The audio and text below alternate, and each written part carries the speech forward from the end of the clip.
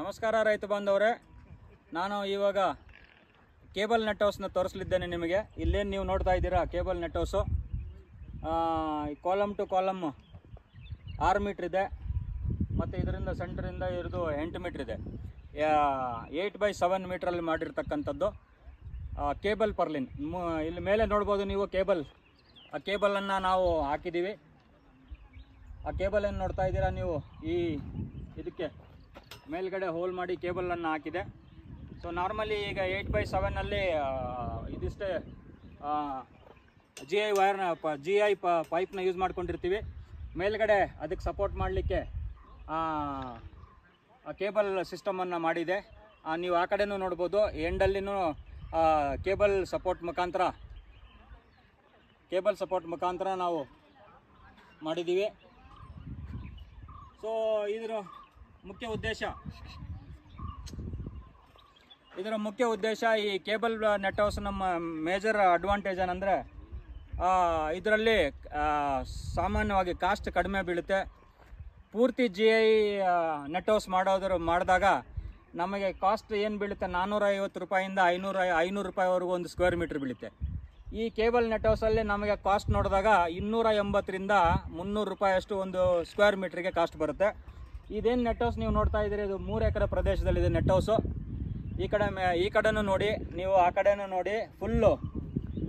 ಈ full area ಏನಿದೆ ಇದು 3 ಎಕರೆ ಪ್ರದೇಶದಲ್ಲಿದೆ. ಈ 3 ಎಕರೆ ಪ್ರದೇಶದಲ್ಲಿ ನಾವು ಕಲರ್ ಕ್ಯಾಪ್ಸಿಕಮನ್ನು ಹಾಕಿದ್ದೀವಿ. 1 ತಿಂಗಳಾಗಿದೆ ನಾಟಿ ಮಾಡಿ. ಇವತ್ತಿಗೆ 1 ತಿಂಗಳು ನಾಟಿ ಮಾಡಿ. ಈ 3 ಎಕರೆಯಲ್ಲೇನು 33,000 ಗಿಡ ಕಲರ್ ಕ್ಯಾಪ್ಸಿಕಮನ್ನು ನಾವು ರೆಡ್ಡು ಮತ್ತು ಯೆಲ್ಲೋವನ್ನು ನಾಟಿ ಮಾಡಿದ್ದೀವಿ. ಸೊ ಇನ್ನು ಬರ್ತಾ ಮುಂದಿನ ದಿನಗಳಲ್ಲಿ ಈ ಥರ cable net house, low cost ಇರ್ತಕ್ಕಂಥ, ಅಫೋರ್ಡೆಬಲ್ ಇರ್ತಕ್ಕಂಥ ಕೇಬಲ್ ನೆಟ್ ಹೌಸು ಹಾಕಿ ಕಲರ್ ಕ್ಯಾಪ್ಸಿಕಮನ್ನು ಬೆಳಿಬೋದು. ಬಿಸಿಲು ಜಾಸ್ತಿ ಆದಾಗ ನಾವು ಇನ್ನೂ ಏನು ಮಾಡ್ಬೋದು ಅಂದರೆ, ಇಲ್ಲಿ ಸೆಕೆಂಡ್ರಿ ಲೈನಿಂಗ್ ಆಗಿ ಅಲ್ಯುಮಿನೇಟ್ ನೆಟ್ಟನ್ನು ಸಹ ಹಾಕ್ಕೋಬೋದು. ಅಲ್ಯುಮಿನೇಟ್ ನೆಟ್ ಹಾಕ್ಕೊಂಡಾಗ ಇನ್ನು ಸ್ವಲ್ಪ ಕಾಸ್ಟ್ ಹೆಚ್ಚಿಗೆ ಆಗುತ್ತೆ. ಅಲ್ಯುಮಿನೇಟ್ ನೆಟ್ ಹಾಕ್ಕೊಂಡಾಗ ಅಡ್ವಾಂಟೇಜ್ ಏನಾಗುತ್ತೆ ಅಂದರೆ, ತುಂಬ ಹೆಚ್ಚಿಗೆ ಬಿಸಿಲು ಬಿಡೋದನ್ನು ಕಟ್ ಡೌನ್ ಮಾಡುತ್ತೆ. ಸೊ ಇಲ್ಲಿ ನಾವು ಅಲ್ಯುಮಿನೇಟ್ ನೆಟ್ ಹಾಕಿಲ್ಲ.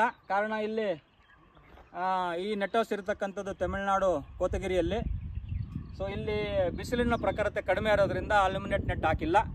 ಸಾಮಾನ್ಯವಾಗಿ ಕೋಲಾರ, ಚಿಕ್ಕಬಳ್ಳಾಪುರ, ಮಂಡ್ಯ, ಮೈಸೂರು ಈ ಭಾಗದ ರೈತರು ಈ ಕೇಬಲ್ ರೋಪ್ ನೆಟ್ ಹೌಸನ್ನು ಹಾಕ್ಕೊಳ್ದಾಗ ಸೆಕೆಂಡ್ರಿ ಲೈನಿಂಗ್ ಆಗಿ ಅಲ್ಯುಮಿನೇಟ್ ನೆಟ್ಟನ್ನು ಸಹ ಅಳವಡಿಸ್ಕೋಬೋದು.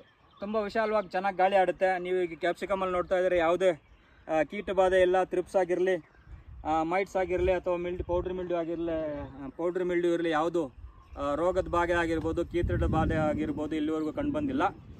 ಸೊ ಕೆಳಗಡೆ ಲೇಬರ್ಸು ಇದನ್ನು ಹಾಕ್ತಾ ಇದ್ದಾರೆ, ವರ್ಕರ್ಸು ದಾರನ್ನು ಫಿಕ್ಸ್ ಮಾಡ್ತಾ ಇದ್ದಾರೆ ಕಟ್ಟಲಿಕ್ಕೆ. ಇನ್ನೊಂದು 60 ದಿವಸದಲ್ಲಿ ಈ ಕಲರ್ ಕ್ಯಾಪ್ಸಿಕಮ್ ರೆಡಿ ಆಗುತ್ತೆ. ಅಂದರೆ ನಾಟಿ ಮಾಡಿದ ಮೇಲೆ 25ರಿಂದ 30 ದಿವಸಕ್ಕೆ ನಾವೇನು ನೋಡ್ತಾ ಇದ್ವಿ, ಹೂವಾಗಿದೆ. ಹೂವು ಎಲ್ಲ ಕಚ್ತಾ ಇದೆ ನೋಡಿ, ಚೆನ್ನಾಗಿ ಹೂವು ಕಚ್ತಾ ಇದೆ. ಇನ್ನೊಂದು ಸಾಧಾರಣ ಇವತ್ತು ಏಪ್ರಿಲ್ 5ನೇ ತಾರೀಕು. ನನ್ನ ಅಂದಾಜು ಜೂನ್ 5ನೇ ತಾರೀಕಿಗೆ ಇದು ಕಟಾವಿಗೆ ಬರುತ್ತೆ. ಸೊ ಧನ್ಯವಾದ.